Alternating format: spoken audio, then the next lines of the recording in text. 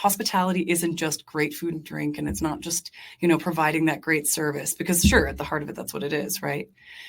Hospitality is being gracious and going above and beyond to the people that need it the most at the time that they are least able to accept it. Welcome to the It Matters podcast. I'm your host, Walter Perez, and let's dive in as we help you grow your mindset and elevate your leadership.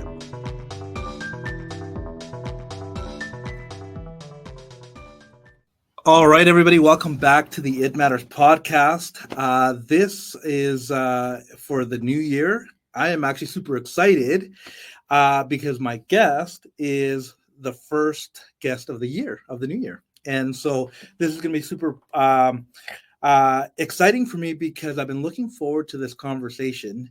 My guest is Robyn Lockhart. And Robyn, you shared at an event last year for me, and some of the things that we chatted on the panel and what we talked about, I knew that we needed to go deeper. We needed to talk again and more. And even before recording this episode, we've been chatting for a while, and we really got to know each other and connect, and I love it. And it just an affirmation for me to say that, no, this is the right thing.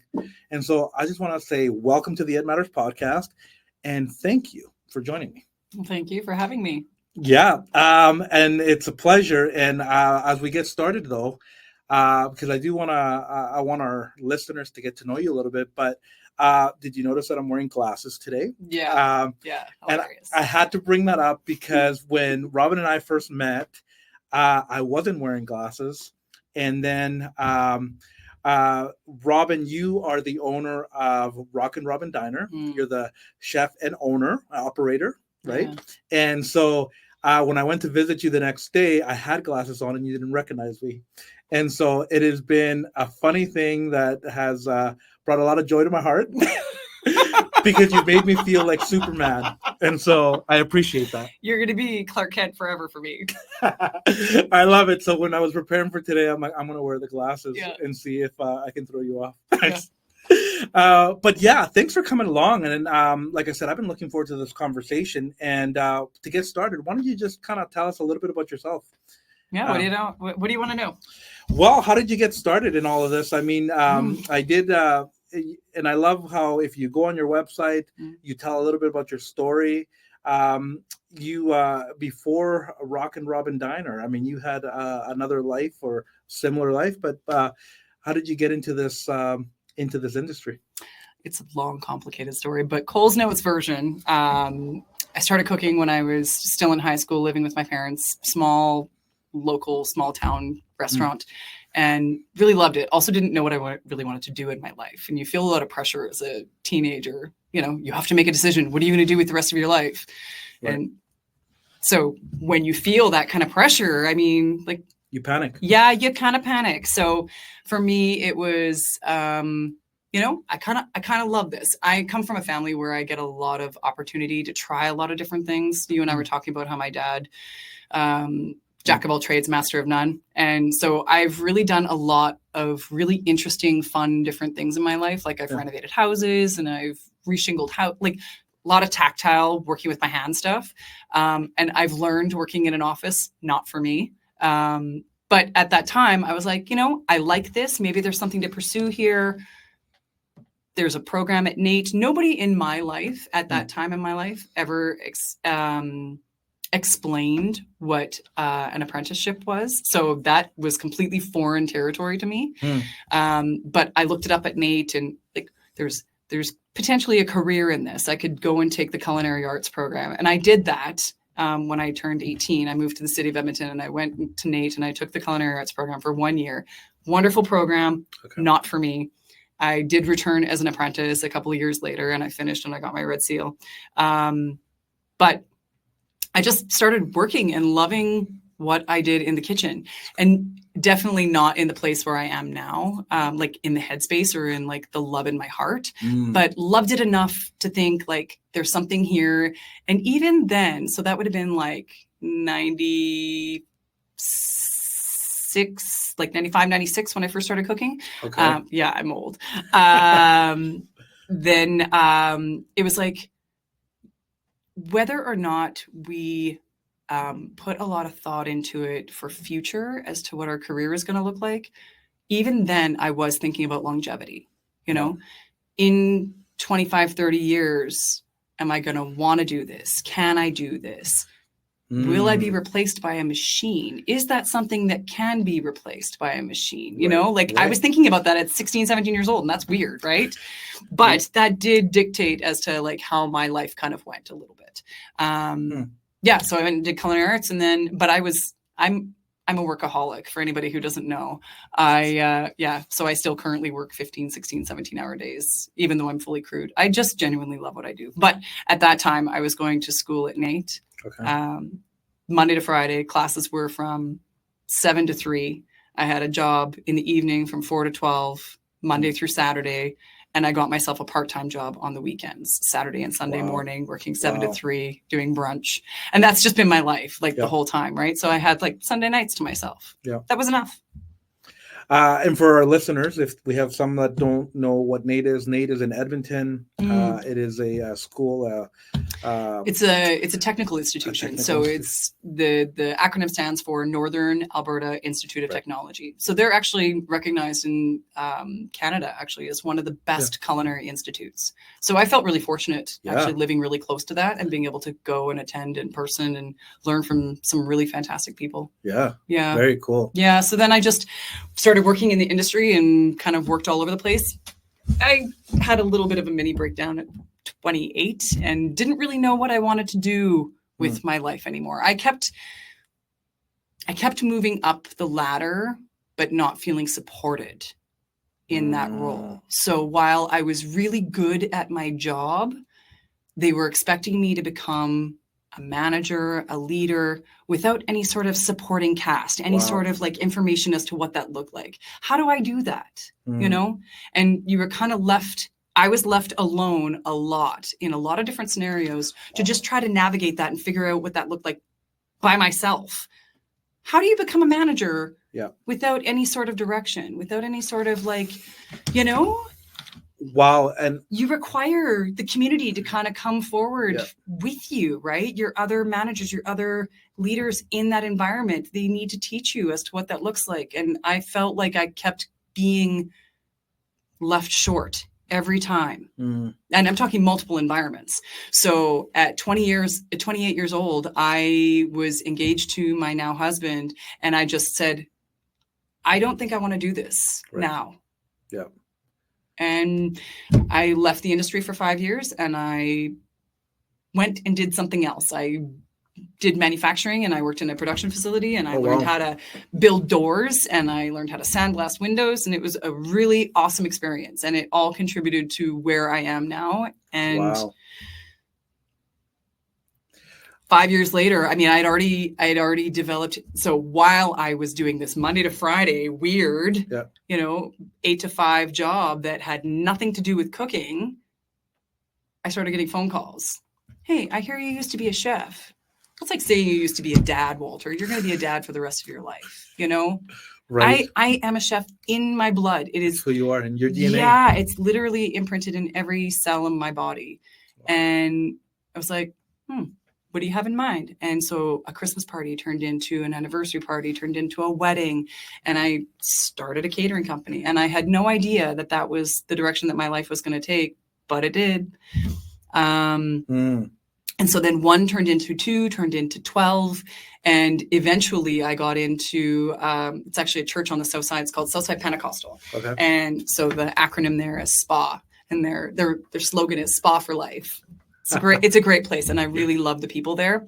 And so I started catering for them, would have been 2008. And I stopped catering with COVID. Okay. So I was there for a long time. And when I got into spa, it was kind of like a nuclear mushroom cloud. I went from doing an event every month or a couple of weeks to I was at Southside Pentecostal 3 times a month. Okay. Just there. Plus all the spin-off stuff that I was getting. Anyways, so all of a sudden my catering company kind of turned into this kaboom, this thing. And I really needed to figure out I think I need a house to work out of. Like I need an actual commercial space with Right. commercial fridges and commercial ovens and the ability to house the Right. equipment and stuff that I need to prep this. So I started thinking about the very reality of the very, very real needed reality of I need a place to work out of. So if most of my catering is in the evening, then maybe I should look for a space that I can have a restaurant during the day, do restaurant by day, catering at night. And being an entrepreneur is tough, you know, like you never really know what's going to work and what's not going to work. And how do you adapt and how do you change and what do you do? It's true. And so for me, it was, okay, well, I've never owned a restaurant before. So at least if I open a place and I have catering in the evening, the catering can at least justify the rent. Right.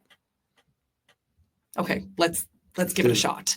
And I started looking for a place that had been a restaurant before. So it's really funny. The space that I'm in is actually just around the corner from where I used to work at building doors. So it wasn't even 2 minutes drive. Wow. Yeah. Huh. If anybody's an Edmonton local, the Goodwill Donation Center on 114th Avenue is the place that I used to work at. It no longer exists at all, but I literally had to go down and around the corner. It was so convenient. So I'd finish work and I'd go to my restaurant space and I'd renovate all night and I'd go home and I'd get up in the morning and go to my job and then go. And it was, you know, I told you I'm a workaholic. This is a beautiful story. And I do want to just back up 1 second because I want to point out to our listeners about how you were mentioning that when you were working for other people, there was like lack of direction, lack of leadership. And it's important to catch that because we sometimes want to give people positions, but we don't want to give them the support. Yeah. And how detrimental that can be. And in your case, I mean, it took you out for a period of time. Yeah, it took me out of completely working for somebody else. Right. I wasn't interested in being part of the corporate machine at all anymore. And thank God that it was part of that. Being a chef is part of your DNA, that you were able to just come back to, I want to say, your first love. Because look what you've created now, and we're going to unpack that a little bit. But it's so important, like how we treat people, how we equip people is super important. Yeah. Okay, so coming back to your story, you launch your diner. Yeah. It's called Rockin Diner. Yeah. It's named after you, right? Mm. Tell us a little bit about this restaurant or this diner because it has a very unique feel to it. Mm-hmm. Specifically, your website says 1950, right? Sure. What inspired you? There's so many things that inspire me, but so when I was developing the business plan for what that would look like, you're familiar with the process, right? Writing a business plan, creating an identity. How do I make this different in the landscape of what's already out there than anything else? You know, how do I make it special? How do I make it different? And everything that I was coming up with, I wanted to do something bougie. I wanted to do something like a little more upscale.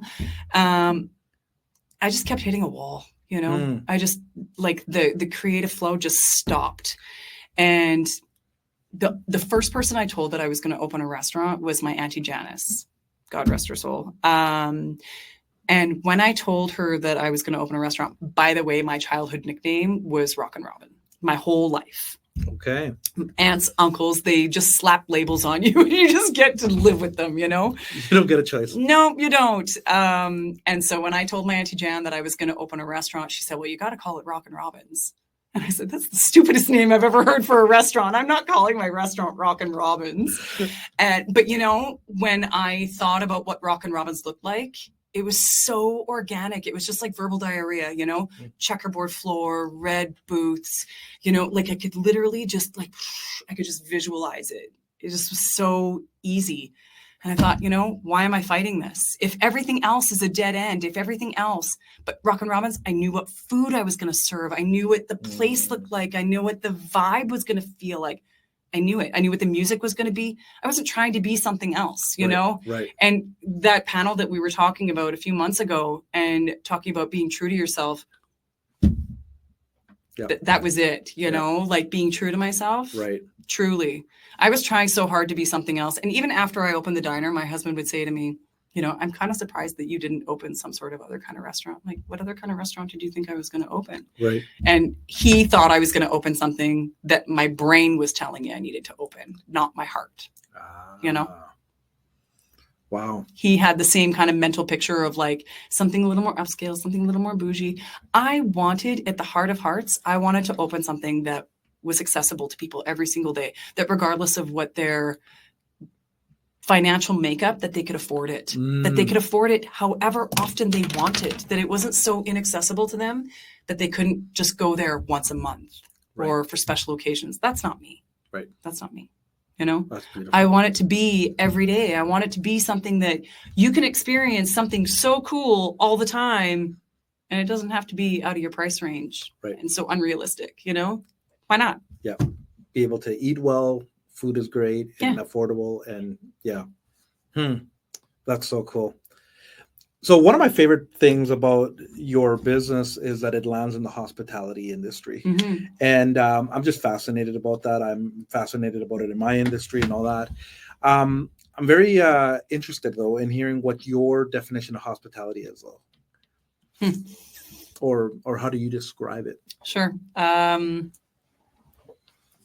I've recently had kind of a bit of an enlightenment when it comes to hospitality, and it's like, it's a new thing for me. So I'll circle back to that afterwards. Okay. But yeah, I mean, hospitality at the very nuts and bolts of it, you know, being gracious, being hospitable, letting people into your house, sharing with them the things that bring you joy, right? That's hospitality. I mean, you can be hospitable in your own house, right? Of course. Yeah.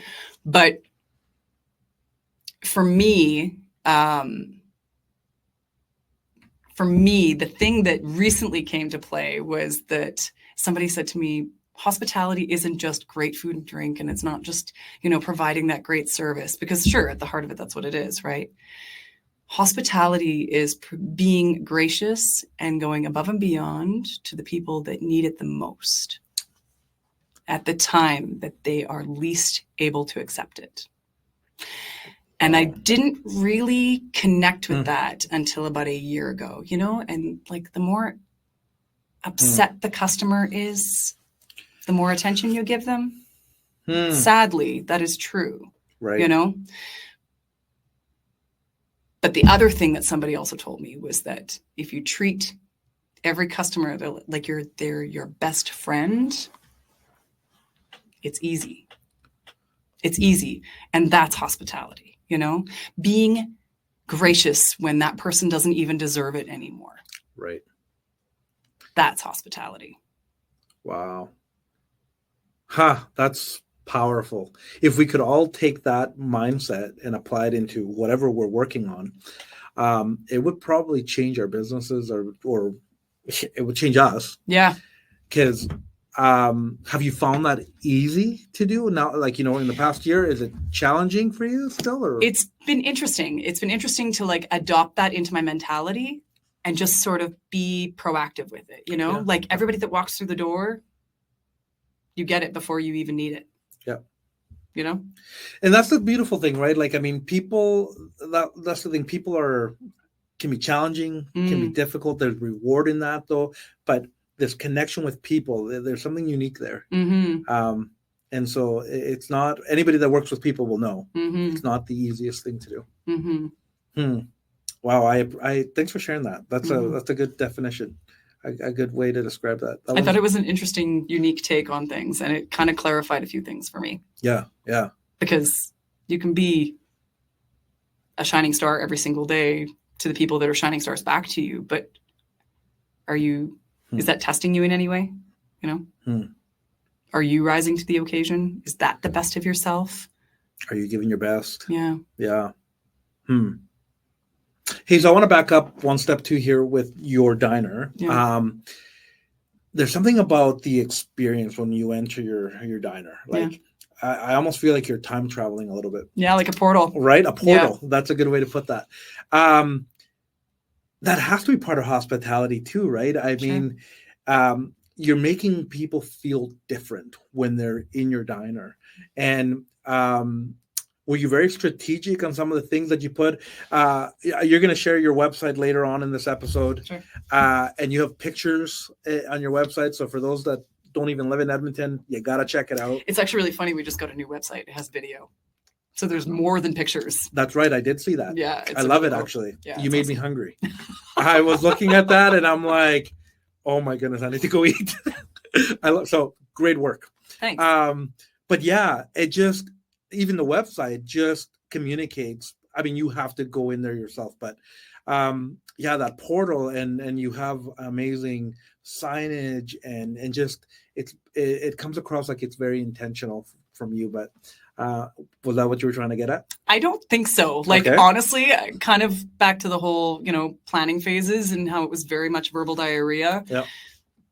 I think I was just very fortunate with how it came together. Mm. Yeah, honestly, like there's a really great, we have an MP3 player. So I never really anticipated doing anything other than just serving people food.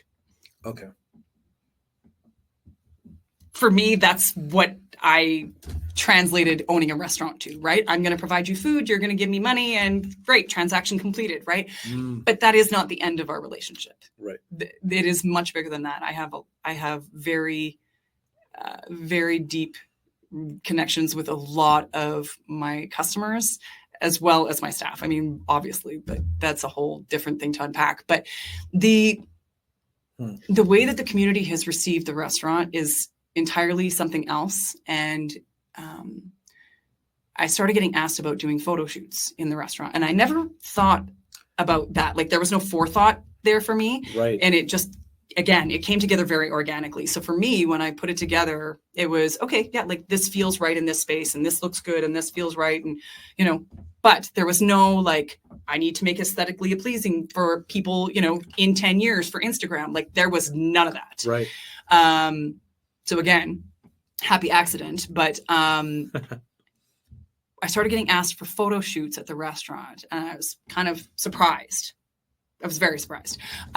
So we started doing photo shoots. Then it started with one and then another, and we had random family photos and some questionable ones that are on the internet that you can find that I'm sorry about that. But then I had one of the photographers from one of the photo sessions say to me, my daughter and her friend want to do a dance video just for fun. They have a choreographer. They want to come do it at your diner. What do you think about that? I'm like, I think that's awesome. Yeah. And so down our hallway to our bathrooms, in between the men's room and the ladies' room, there's now an MP3 player that my husband and I have put together, and it's got a little volume dial on the bottom, and it's got all of the videos that we've done at the restaurant. It's so awesome. And the first one that we did is my favorite. It was Sadie and Griffin. And when people see it, they're like, oh my God, this is awesome. It's like a Gap commercial. Next time you're at the restaurant, I'll show you. But it's really cool. Actually, I can even show you on my phone afterwards. If you're ever on YouTube, look up Hip Hop at the Soda Shop. Okay. You'll find it. That's cool. It's so cool. It's literally your comment about the portal and the time warp. Yeah. That's exactly what it is. And you see that in that video when you walk through the door and they're walking through the door. So cool. And I finally saw it through my customer's eyes in that video. It was so cool. That would be cool. Yeah. But no, there was no intent with the placement of anything. It was just very, just how it came together. I love that. I love that because, the experience is very real. And like we said, that's part of hospitality. Yeah. Tell us a little bit of what kind of dishes would we find at your diner? Like just maybe a couple of common ones. Sure. I mean, we do all day breakfast, burgers. Okay. That's kind of our jam. Homemade soup. I would say, yeah. I mean, and then the catering really dictated where my menu went because I was constantly trying to find creative ways to make use of, we didn't utilize this all the way. How can we make use of this in the diner? So the two really dovetailed together and really partnered and piggybacked on each other. I can attest. I mean, the food is delicious. Yeah. Like not even just by looking at the pictures, but like it's good quality food. Do you have a favorite dish? It's like asking about a favorite child, like fair enough. But I mean, the menu has gone through so many different I'm not sure what to say. Not reinventions, but like 1.1, 1.2, like quite like variations of itself, taking the best of it, keeping it, and then, okay, morphing it. Yeah, we're just gonna play with the few items that are not selling well, and and then it's like spark, some random really cool new item comes to light, you know, and then we spend weeks on developing one item. Like a really great item that I'm really proud of is the coffee crust French toast. So it's a really thick piece cut French toast crusted with cornflake crumb. We make a coffee sauce and a caramel sauce, and it's drizzled. It's not for everybody. You have to have a sweet tooth. I have a sweet tooth, but it's not overly sweet. But it's also like this pillowy, soft, crispy, crunchy French toast. Like I can't say enough about it. I love it. The corned beef hash, super fantastic, diner signature. Genie in a waffle. It's kind of our take on waffles and chicken. But it's spicy, so it's got Nashville hot sauce on it, and it's eaten like a burger. But I watched a guy today take it all apart and eat it like chicken and waffles. So, you know, do you, you know? Yep. I don't know. I mean, I'm proud of so many things on the menu, and they make me excited all the time. Very artistic. It's like being creative, right? Like you get to, I use the word morph, but like, you're trying to always come up with the best dish that you can provide your customers. How important is presentation in that for you? I mean, top tier. Yeah. I mean, presentation is the first thing that you assess, right?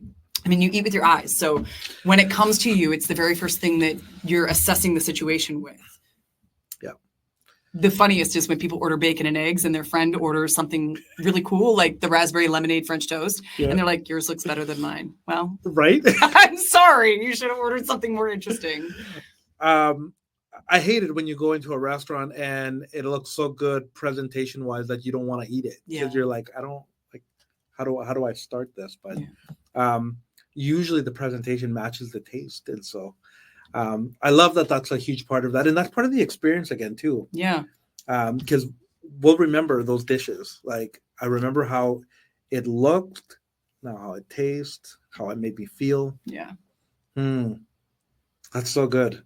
I love that because, again, I think your business is surrounded on how to make the customer, the person feel. And that's all, it's all part of that. It's not just one-sided or only one thing. Yeah. I mean, your experience as a customer is everything.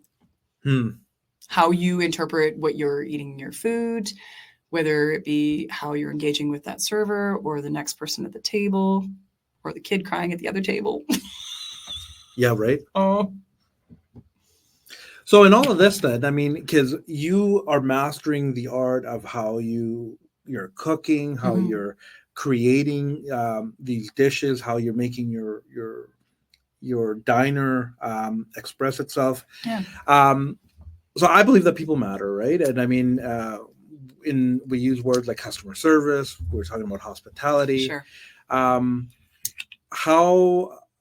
How much of what you do is your customer will say at the top of the list? Like, everything you do, is it with people in mind? Everything I do is with my customer in mind. Everything that I do is through the lens of the customer. When I am somewhere, I'm analyzing it from the perspective of, I am your customer, and this is the thing that I don't like, or this is the thing that I do like. And then I apply it in my own place in the flip sense. So I like to say that the restaurant that I've created is all of the best parts of me and the places that I've worked, and I've pushed away all the things that I've seen that don't work in other places or that I don't want in my environment. Mm-hmm. Isn't that beautiful, right? Like when we become entrepreneurs, when we have a vision to create something, we're solving a problem, we are bringing the best out, and we're taking away everything we've experienced. We don't want people to experience that. Yep. The bad, the good, and the ugly. It all kind of we did that for them. You know, we filtered through it already. We filtered. Yeah, that's so true. I think that there's a big lesson to learn here. I mean, this podcast, we talk about leadership, we talk about growth and mindset, is to make that mindset switch to say, hey, I want to look at it from the customer's perspective in any industry. will go far.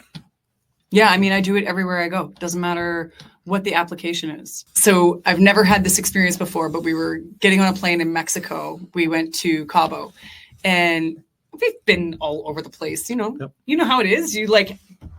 They scan your passport, you go down the tunnel, you get on the plane, right? No, not this time. So they scan your passport. We're loading zone 1, zone 2, zone 3. We go out to load on the plane. We get on a bus. We get on the transit bus, and we have to. They had to get 3 buses to transit us around the corner to the plane.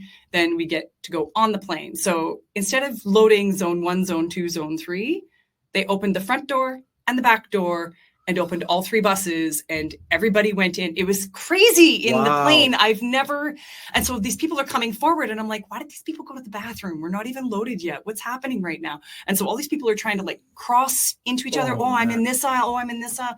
It was chaos in the plane. I was going to say. I will never do that.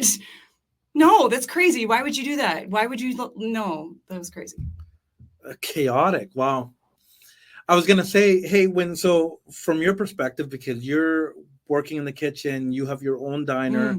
How is it when you go eat somewhere else? Do you have a critiquing mindset? I mean, and it could be a good thing. Are you trying to learn maybe how they're doing things different? Is it, yeah. I mean, always. Like, you're always picking up things, whether it be, a tweak, a trick, an idea, a sparkle, something. You're always trying to pick it up, Yeah, always something. Always. No matter where I am, whether it be here in Edmonton or up in the Yukon where I went for vacation last year. You can't help yourself. No, I mean. No, that's fair. You're just absorbing. Yep. Yeah. Because you're always learning, and it's hard to turn yourself off that way. Yeah. How could I do this? How could I do it different? How could I do it better? How would I do it my way? Yeah. How can I put my own twist into that? And I love how at the heart of your business, how you've helped us understand that, hey, putting your customer first, looking at it from their perspective is super important. I am wondering though, because you do have a staff that work with you. What's your mindset or your philosophy behind creating a healthy culture in your diner? I mean, we talked about this a little bit a while ago. What do you mean? I think as much as your customer is important, the staff that work for you are an extension of who you are, right? And so how is it important for you to create a healthy culture that represents you? And so how do you maintain that? Like, how do you get everybody to love where they're working? I mean, you and I were talking before this episode. We've experienced jobs or arenas where we weren't feeling like that was it, It was toxic or very negative. What are you doing in your diner that people want to come and work for you? Well, I mean, it's easy to say like that you're bringing positivity to the table, and that you want to be that kind of encouraging boss. But I had a situation like we talked about earlier today, the gentleman that was telling me that he really loves the work culture that I've created. And I don't think that I've done it knowingly, but when I opened the diner, specifically for me, it was, I wanted to create a place that I enjoyed going to work. Yeah. And you don't even know what that looks like or what that feels like until you're in it. But the last 6 months has been really fantastic for me. And, sometimes it's putting all the right pieces in all the right places and assembling that puzzle, and sometimes stepping back and kind of being able to appreciate that it's come to fruition too. And I just know that part of me that is like impatient with people and doesn't tolerate any crap, that has taken me a long way. And so again, we talked about this earlier about how sometimes I'll hire the right people at the wrong people, and finding that puzzle piece is so important.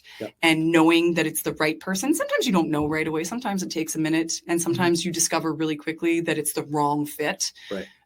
For me, the best thing that I think that I have given my staff members is making sure that they know that the next person that I add to the group, to the gaggle, as I refer to my staff,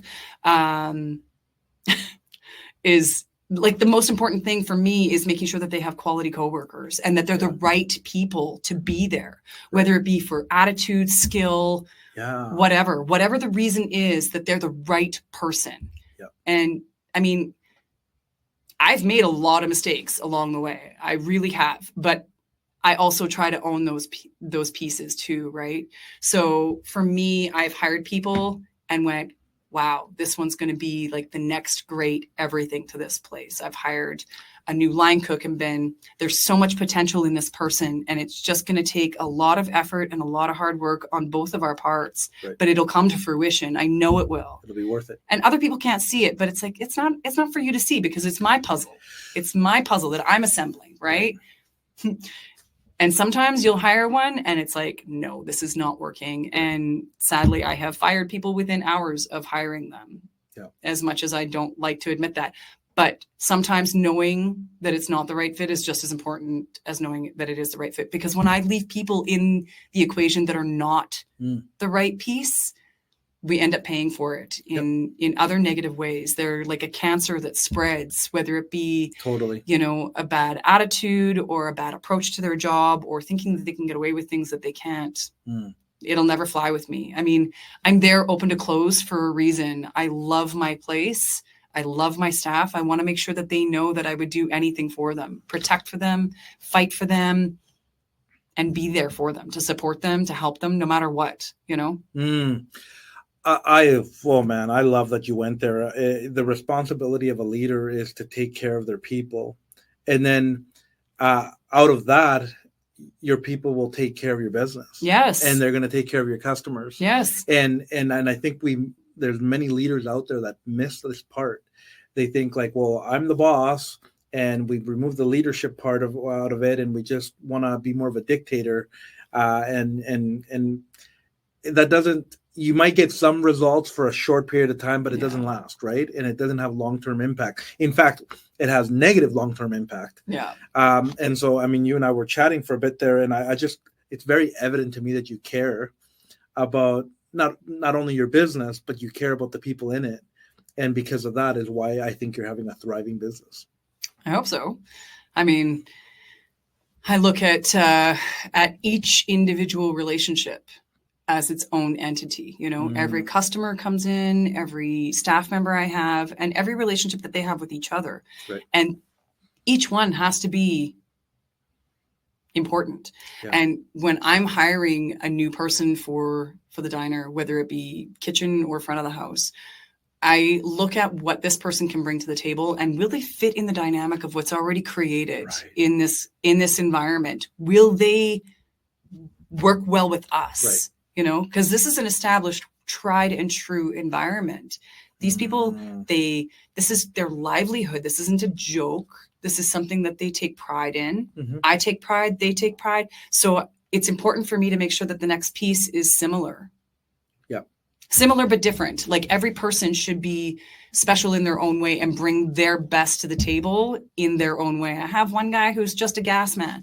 I have another one who's just, their best attributes is they're the most fantastic person at keeping people in line on their side work. Right. Everybody has their pros. We all have cons. Let's be real. Yeah. How do we find the things about each other to lift each other up and be the best team that we can be? And when every team player is striving to do their best, oh my goodness, the product that comes out, the results that come out are, I mean, the potential's endless. Exactly. I mean, you have customers coming to me saying, oh my God, that guy over there, he's just the best, blah, blah, blah. I don't want to plug him. Let's be real. He doesn't need any more help. So I was saying that it's super rewarding though to hear when a customer points out that you're doing something well, that your staff are amazing. There's just something that is so special about that. Yeah. I mean, it's been said many times, great service can save a bad meal, but a great meal can never save bad service. And you don't see the people in the kitchen. Like, you can't connect with them as a customer, right? But you do connect with the front of the house. You do connect with those servers.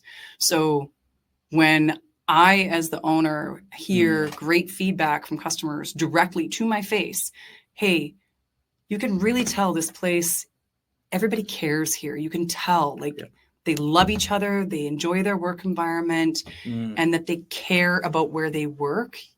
That gets me right in the core. Like, you can't speak to my feels any sharper than that. Oh, I love that quote that you just shared.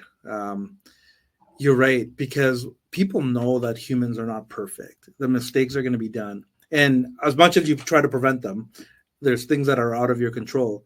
But when your service is there, when you're intentional, when you acknowledge it, that goes a long way, especially in your industry. I'm really proactive with my staff about whatever the challenge might be that happens, because you're right. We can't stop those bad experiences from happening. I had a lady today, she had a rock in her omelet. But there was mushrooms in her omelet. Was the rock in the mushroom? Probably.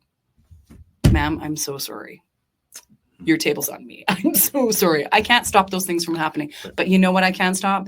I can empower my staff to make sure that they know that they have the ability to be proactive about those problems. So, like, it happens on a fairly regular basis.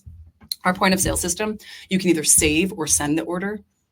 Sometimes people save them and they don't send them to the kitchen. And then it's like 10 minutes too long. And then they realize, where's my food? We have ways to mitigate that. You know, you as the customer, you just want to be seen. You just want to be talked to. You just want to be approached like a regular human being. You're not some scary thing, right? I am really sorry. I didn't send that table to the kitchen. Soup and salad on the house. We're going to take care of you today. And I make sure that my staff know that owning those problems and talking to the customer and really communicating with them, that's top tier, because that's all anybody really wants to hear. Some cannot be saved. That is the truth. But 9 times out of 10, if you own the problem and you kind of nip it in the bud, most people are pretty understanding. Hey, so I'm wondering, now that you're bringing that up, if you own the problem, does that help move on quicker? Because, I mean, I imagine if a mistake happens early on in the shift, you can't hold on to that. There's going to be more customers coming. The day needs to move on. And so, you make the mistake, you take ownership. And how do you help your staff move along so they don't own that in the way of like where it affects everything they do for the rest of the day? Yeah, because you're right. Like if you take a negative tone to it, it can circle and fall down the toilet really easily. Generally just shaking it off, really not dwelling on the negative, really like one and done situation, because sometimes if you're not careful, it can just be negative compounds on negative, like this one bad thing and then another bad thing and then another bad thing. And then all of a sudden everybody's having a bad day, and it doesn't need to go that way. So really just putting it in a pocket and just moving on. I'm assuming that you as the owner have set the tone for that, because I think most of the time, and I can think about, years back, different jobs that I've had, what would take me off track would be like, what is my boss going to think? Right. Like, I've disappointed them, I've cost them money, whatever it is. That just happened the other day. Yeah. Yeah. Right. I mean, she owned it. I asked my prep girl a question and she's like, oh, I did this thing. And it's like, okay. And she looked at her coworker kind of sideways. And then I caught the glance and I said, what was that? And she said, I don't know. I just thought you'd be more mad. And I said, well, I mean, I have a choice right now. I can be upset about that, or I can just laugh about it because you wasted your time and now you have to go back and do it again. And honestly, what you did was pretty funny. So I'm gonna choose to laugh about it, and you're gonna correct the mistake, and we're just gonna move on. It'll be a learning opportunity. Yeah. And the rest of the day was not crap for everybody else. It was fine. It was just like a moment. That's cool. Everybody makes mistakes, me included. Me included. Well, on that note of mistakes, I was kind of thinking something I wanted to ask you is, being an entrepreneur is tough. Yeah. I mean, having a diner, there's different businesses out there and they all have their own challenges. Yeah. What do you think is maybe a couple or maybe the top thing that comes to mind when it comes to what was the hardest thing that you think you've had to do in your journey? Is there something that kind of sticks out and says, okay, I had to like really break through this thing, whatever that is? Or is it multiple small things, or how do you see that? I don't know. I mean, well, we were talking about this with the computer and the whole technologically, I am not. So I struggle with that every single day. Because again, I'm a cook at the heart of things. So technology and me, we don't really get along. My husband literally has tape beside the routers and the modems so that I can identify what's what in my electrical panel that we have boxed off in the back. Right. Because when I call Shaw and I'll be flabbergasted because something's not working properly, like my internet will go down and then, okay, just reset the router. Which one's that? Right. I feel really, really unintelligent in that moment.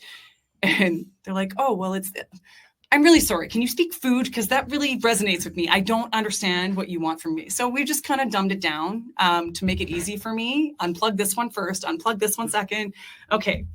Now I don't feel so, I thought you were going to say the one that looks like a pie or a brownie. No, for real.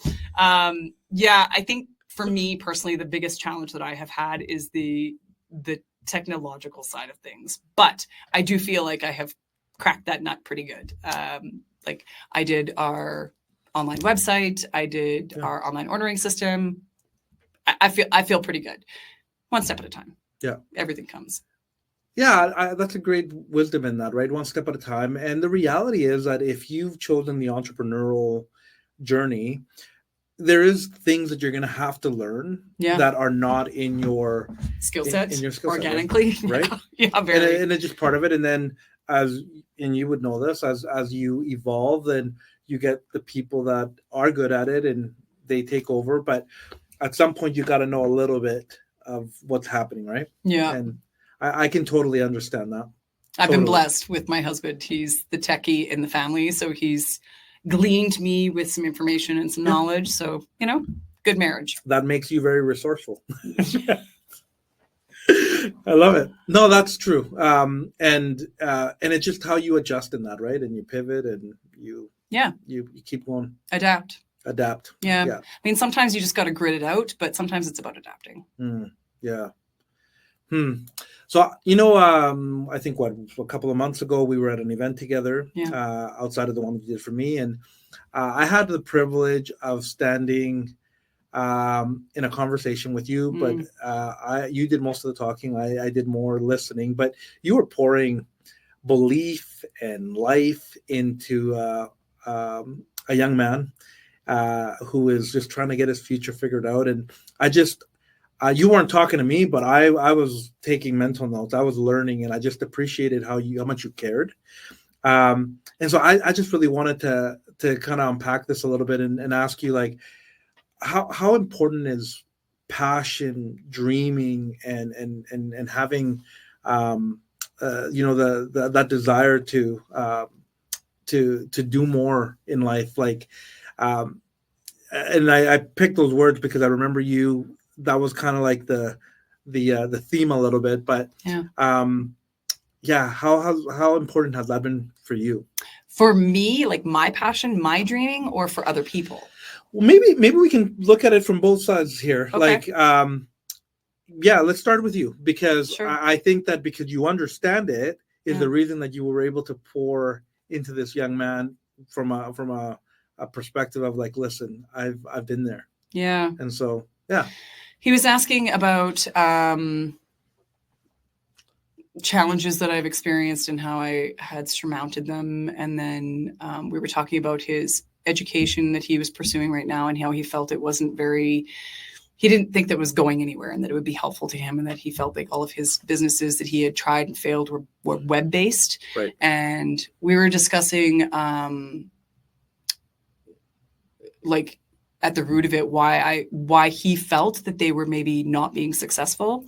And so he's currently in education and he's taking a psychology program. And I think that a big part of me was very like almost jealous in the sense that he was giving himself such a good leg up at such a young age, even if he didn't know what he wanted to do with it. Because I think that I wish in some respects that I had done different things, and psychology can apply to everything, you know, like understanding people and, you know, just how people react to different things, why they would react to different things in different ways. He's totally able to tap into something that I had to do the hard way for a long time. Right. And I think that he's given himself such an advantage. And I was passionate for him because I think that he was putting a lot of importance. He was putting a lot of importance on his business's ability to make money. And for me, business making money is almost secondary or tertiary, like it's after the fact. Okay. And for me, being passionate in that conversation and him dreaming, I asked him, what are you passionate about? Because whatever you're going to be passionate about is what you're going to find that's going to be a successful business for you. Right. Because you're going to chase it no matter what. You're not going to give it up. I have conversations all the time about being entrepreneurs and being business owners and being a restaurant owner and with other people in different groups. Yep. And you watch people chase it because it's not making money and it's this, and they're watching the dollars so much. But they opened that business or they started that business for dollars. They didn't start it from a place of passion. When I was signing my lease, I was crying in my boss's office, talking to my mom, and I was terrified. And she said, "What are you crying for?" And I said, "I don't know. I'm terrified. Like, I don't know what I'm doing."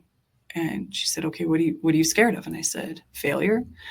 And she said, what are you going to fail? How are you going to fail? And I said, I don't know. Like, people won't like my food. They won't like my place. I will suck. They won't come back. Like, that's a very real thing. I am terrified out of my mind.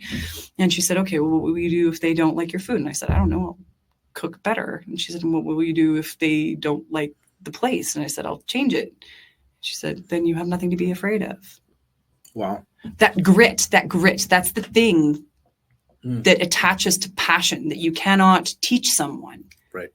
And I guess the grit and the passion is why I feel like I would never give up on my restaurant ever, no matter what the situation is, or why I would never give up on my staff, or why I would never. And so that grit and passion is what that young man needed to find for him to find his appropriate business to his life. To just open a business. If you have no grit or passion attached to it, it's going to fail. You're not invested in any way. When you're emotionally invested, not just money, when you're emotionally invested, then you want it to succeed. But when you are just monetarily invested, there's nothing really attached to it. You can always make more money. Right. How do you make more passion? You got to find it, right? Yep. You got to find that thing in you. Right. You got to look deep inside. Nobody can tell you what it is. That's why I love the exercise of figuring out your why, right? Why are you doing what you're doing? And go deep, right? Not surfacey. Even maybe to the point of who are you doing it for? And yeah, it might be you, but what's the deepness behind that, right? Like, what are you trying to accomplish? I did an episode last week here where we're just talking about how do we do proper reflection so it sets us up for the future and for future planning, like for having vision and dreaming, asking ourselves questions like, who do you want to become? What do you want to feel? What do you want to experience, and so on, right? Because being true to yourself in that, you end up uncovering, and maybe it won't happen in a simple, session of asking yourself questions, but when you go on a journey of discovery, then you can find that passion, because with passion, oh my goodness, you can be unstoppable. Yeah. That meltdown that I had at 28, where I didn't know what my life was going to do or where I was going to take. Yeah. I think that was my moment of like that, like real soul searching, because I left the industry for 5 years and my husband's like, so like, what's next for you? I said, I don't know. I don't know. But I do know that whatever I do, I'm going to do it on my own terms and I'm going to do it for me. Yeah. And the restaurant was the place where I wanted to create a great place for me to go to work. Yeah, I want to create great food, but I want to have a great place for people to come to work every day. Yeah. I want you to feel valued, seen, appreciated as an employee, as an individual, as a human being.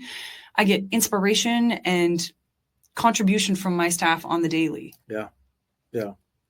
That's not appreciated everywhere you go. Unfortunately, that's true. Yeah. Like people contribute to every single thing that we do in the restaurant, menu included, right?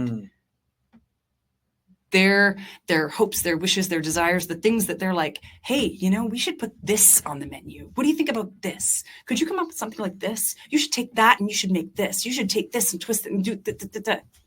I got a super fun thing coming this Friday for our new special. I'm not telling you what it is. Oh. But that's where that comes from, cool. You know? Other people keep me inspired and they keep it fresh and they keep it alive. You're reminding me of a quote that I heard a little while back, and it said, goes something like, what people co-create, they sustain. And I think what you just explained is a prime example of that. When you invite your staff and your people to be part of the creation of what you're doing there, man, you don't have to tell them to serve well, to sell it, to show up. They want to. They want to. They want to, because this is a piece of them too. Yeah. Yeah. Yeah. Oh, that's beautiful. Huh. That's so good. Man, I think you and I could talk for hours, even though we've already done that. So in your experience in the time, you know, that you've been doing this business, or even before that, is there a piece of advice that was given to you that really kind of sticks out that you could share with us, that you go, hey, like maybe there was a favorite quote? I mean, you've given us some great stuff here, but is there something that you kind of hang on to and, you know, you heard this at this time in your life and you held this idea, this thought or advice, this wisdom close to your heart? I wish I could say there was one profound moment. I cannot. Okay. My life is a series of these little tiny moments that I have just tried my hardest to really appreciate in the moment. I can't. And there's been so many great ones, you know? Well, according to your response, I would say that the wisdom of what you just shared there about the moments, I think sometimes we look at life sometimes in big blocks and in big seasons and whatever, and we forget the power of the moment. And I think the way you responded to me, there's that hidden gem there in what you just shared that I think we all need to catch. Let's be more present, and let's realize that there's some good moments, some bad moments, but they all kind of create. In our conversation today too, you've used the word appreciate and appreciation, and I caught that. And I think that when we appreciate what we have, like, wow, there's the gratitude factor, right? And the thankfulness that takes us a long way. And I think it makes us better. We treat people better. Yeah. Yeah. I definitely appreciate everything that I have, whether it be the things inside those four walls or the people inside those four walls. Every day is a gift. We haven't known each other for very long, and that's one thing I definitely picked up from you about. I believe you when you say that you appreciate it. It comes out of you, and I know that it's not just a thing you're saying. Yeah, and I want to point that out because of everything we've talked about. You live it out, and so it comes out in your the excellence of how you run your business, and maybe we can use the word pride, your pride in how you serve, how you treat your customers, your staff. And so when we're thankful, we live it out, right? We show that. We don't take advantage. We steward, we take care. Yeah, I mean, I can't honestly say that I was always like that. But then and I can think of moments in my life too when I'm thinking, wow, that's who I was, right? And I think we're making a case for growing, learning. I like to talk about growth on this podcast a lot because we're on a lifelong journey of growing, learning, and just please don't stop learning. Don't get to that point in your life where you're like, I'm done. I think that people forget that life is like, yes, it has a beginning and an end, but it's also like a flower, right? You start out as a seedling and you grow this stem and you turn into a flower. And then you also have this transitionary period into death. But at every point of that flower, you are changing. Right?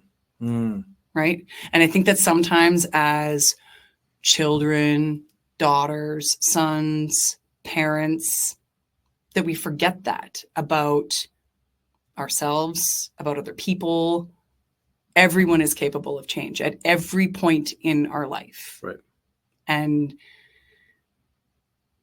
I try to take stock of that about myself from time to time and remember, you know.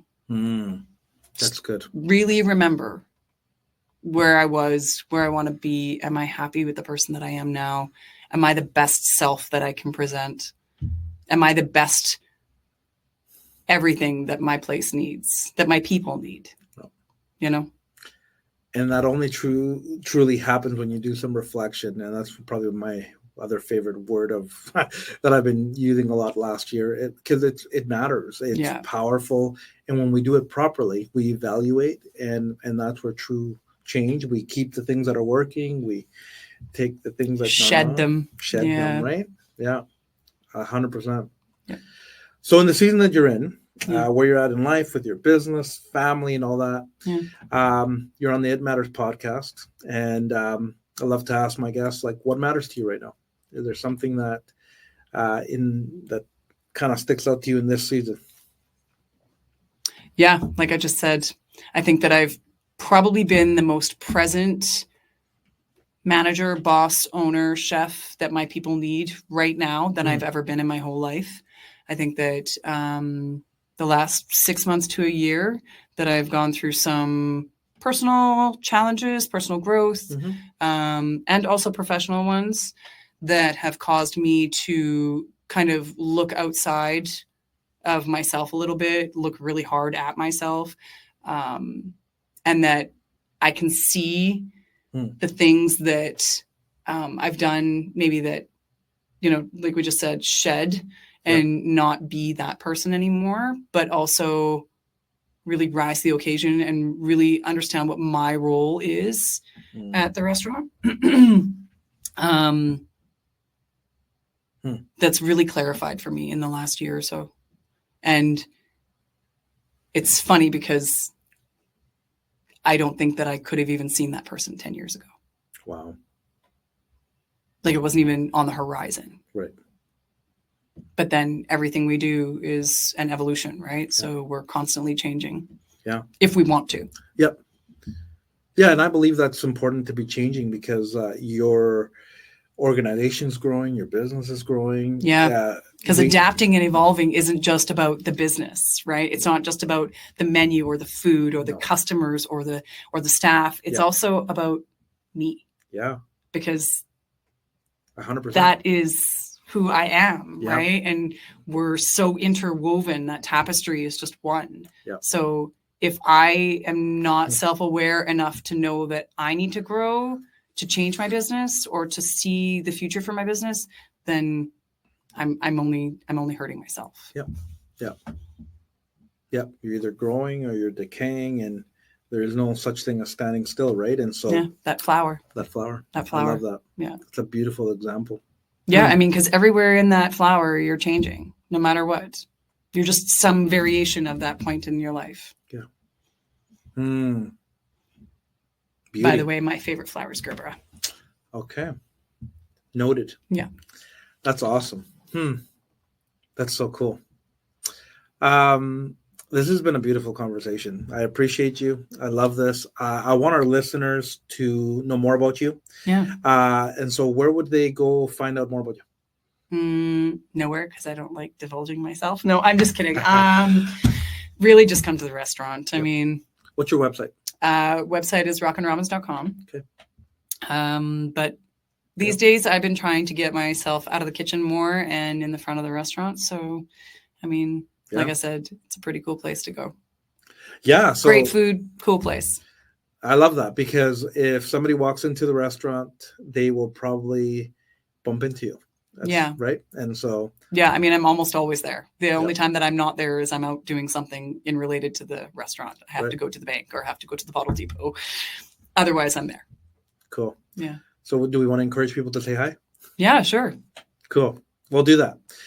If you're listening to this and you stop at the diner, say hi and give some feedback on what you thought. Like I said, the website gives you a good initial perspective of it, but you got to go in it for yourself and experience it. Try the food, eat, and that's cool. Robyn, this has been great. Thank you. Any final thoughts? No, thanks for having me, Walter. It was great. No, this has been great. I appreciate our friendship. I'm excited for the future. And I think you've added a lot of value to people today. And I think you've encouraged and challenged and got us all to think about a lot of things, and which fits perfectly with this podcast, because we want to help people be better leaders, better people.